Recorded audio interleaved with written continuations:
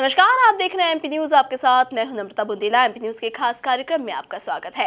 वक्त के साथ बदलना राजनीति की पहली शर्त है और ये बात मध्य प्रदेश के पूर्व मुख्यमंत्री शिवराज सिंह चौहान से बेहतर और भला और कौन जान सकता है। और यही कारण है कि शिवराज सिंह चौहान लगातार अलग अलग अंदाज में नजर आ रहे हैं, खासतौर से जब मध्य प्रदेश की सत्ता उन्होंने गंवा दी है और लेकिन उसके बाद से ही वे लोगों के बीच लगातार संपर्क में बने रहते हैं। अपने अलग अलग अनूठे अंदाज वो इस दौरान जनता के बीच प्रदर्शित करते हैं और ऐसा ही वाकया सामने आया है जब अभी मध्य प्रदेश में शीतलहर के कारण ओला प्रभावित फसलों, जिन किसानों की फसलें ओला से प्रभावित हुई हैं, उन किसानों से शिवराज सिंह चौहान मिलने पहुंचे हैं, उनकी समस्याएं सुनी हैं और साथ ही मुआवजे की भी मांग उन्होंने सरकार से की है उन किसानों के लिए। हमारे संवाददाता राहुल इस वक्त हमसे जुड़े हुए हैं। राहुल, बताइए कि शिवराज सिंह चौहान राजगढ़ के सहित राजगढ़ जिले के कई गांवों का दौरा करने पहुंचे हैं, वहां किसानों से मिले हैं, तो क्या कुछ हुआ है इस दौरान? और कहा जा रहा है कि इस दौरान वे फिल्मी अंदाज में भी नजर आए हैं, तो किस तरह का अंदाज रहा है?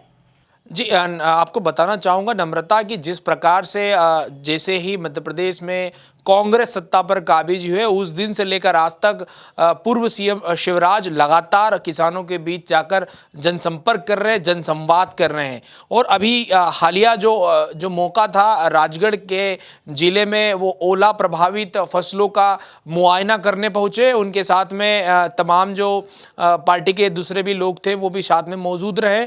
अलग अलग जगह पर नुक्कड़ उन्होंने सभाएं आयोजित की और साथ ही साथ सरकार पर निशाना साधते हुए कहा कि अब तक कोई भी प्रशासन का आला अधिकारी नहीं पहुंचा है किसानों की हालत का जायजा लेने। चूंकि बता दूं मैं आपको, शीतलहर के चलते किसानों की जो फसलें हैं, खास करके धनिया और चना, वो काफ़ी प्रभावित हुआ है। इसको लेकर किसान आक्रोशित है। तो वहीं शिवराज सिंह चौहान उस जख्म पर मरहम लगाने के हिसाब से पहुंचे। उन्होंने जायज़ा लिया, किसानों को दिलासा दिलाया कि चाहे मैं सत्ता में हूं या ना हूं, मैं ज़रूर आपकी जो मांग है, आवाज़ है, वो सरकार तक पहुंचाऊंगा और आपको उचित मुआवजा दिलवाऊंगा।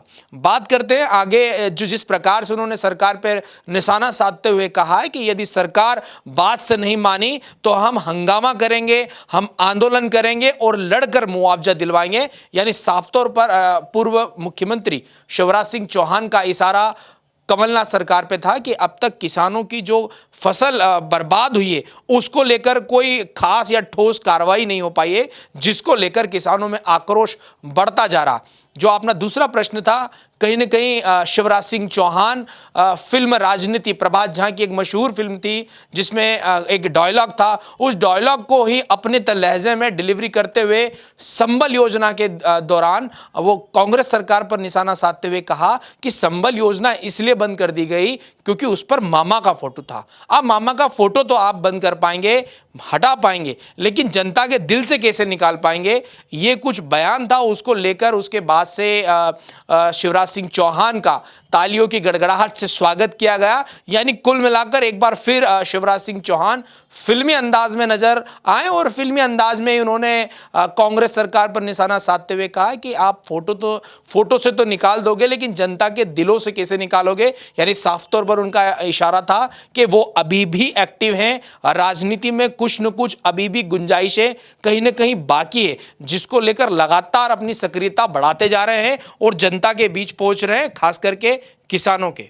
जी बिल्कुल, तो फोटो से तो निकाल दोगे, दिल से कैसे निकालोगे? इस तरह के बयान, इस तरह के डायलॉग जो शिवराज सिंह चौहान ने दिए हैं, उससे तालियों की गड़गड़ाहट की गूंज वहां पर सुनाई दी है। और इसके साथ ही जैसा कि राहुल ने बताया कि शिवराज सिंह चौहान तत्पर नजर आ रहे हैं जनता के बीच, तो राहुल, यहां पर एक सवाल सामने आता है कि क्यों आखिर शिवराज सिंह चौहान इस तरह से सक्रियता के साथ नजर आ रहे हैं? क्यों वो बार बार जनता के बीच जाकर आखिर क्या वो प्रदर्शित करना चाहते हैं? क्योंकि और अगर भाजपा के नेताओं को देखा जाए तो वो इस तरह से सक्रिय नहीं नजर आ रहे, लेकिन अगर मध्य प्रदेश के पूर्व मुख्यमंत्री शिवराज सिंह चौहान की अगर हम बात करें तो वो लगातार जब से उन्होंने मध्य प्रदेश में सत्ता गंवाई है उसके बाद से ही और अपने अनूठे अंदाज में वो नजर आ रहे हैं, बार बार वो जनता के बीच जा रहे हैं, खासतौर से किसानों से वो मिल रहे हैं। तो क्या वो कारण है?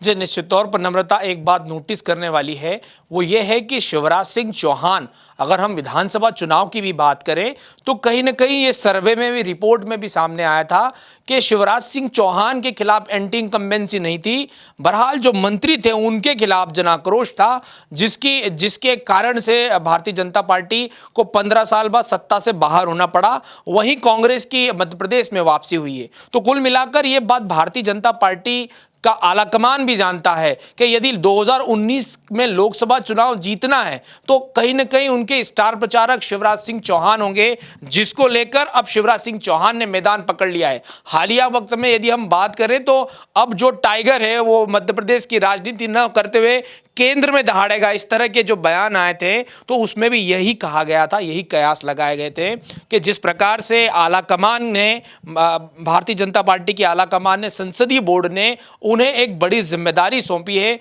अब वो भारतीय जनता पार्टी के राष्ट्रीय उपाध्यक्ष हैं।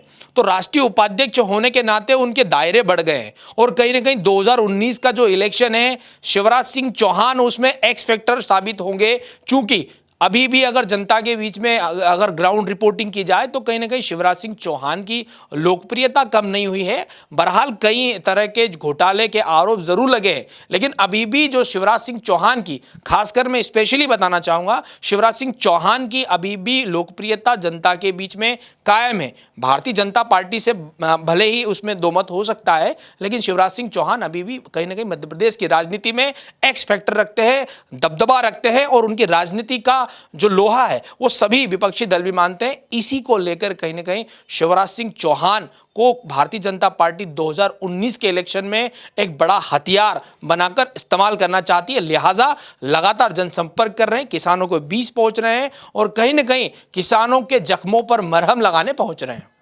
जी बिल्कुल, तो शिवराज सिंह चौहान के अलग अलग अंदाज नजर आ रहे हैं मध्य प्रदेश में। और जैसा कि राहुल ने हमें बताया कि 2019 के लोकसभा चुनाव में भी शिवराज सिंह चौहान को एक बड़े हथियार के रूप में उपयोग कर सकती है भाजपा पार्टी। तो ये बातें कितनी सच साबित होती हैं ये लोकसभा चुनाव में ही नजर आएगा। और फिलहाल जैसा कि राहुल ने बताया कि शिवराज सिंह चौहान की लोकप्रियता अभी भी बरकरार है और इसका ताजा उदाहरण अभी विधानसभा चुनाव में ही सामने आया था कि कांग्रेस बहुमत से नहीं जीती थी। और शिवराज सिंह चौहान के और क्या-क्या अंदाज नजर आते हैं सियासत में और क्या-क्या नई-नई बातें निकलकर सामने आती हैं, ये लगातार ताजा जानकारी हम आप तक पहुंचाते रहेंगे। ताजा तरीन खबरों के लिए आप बने रहिए हमारे साथ, देखते रहिए एमपी न्यूज़। नमस्कार।